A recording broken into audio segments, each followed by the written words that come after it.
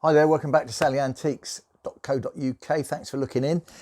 Today we're looking at something very unusual. We've never seen one of these before. This is a set from a Second World War Red Cross nurse. And we've got some details here. It was Winifred Maud Webb.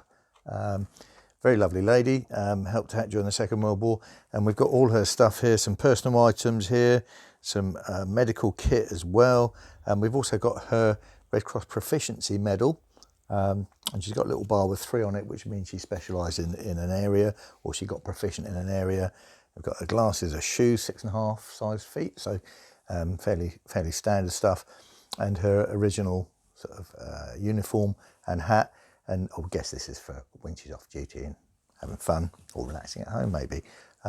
So it's a very interesting little set, sewing set there as well. The original box for the shoes. Come in and have a look at it. If you like the videos we do, please click like, share and subscribe, and you'll be seeing a lot more.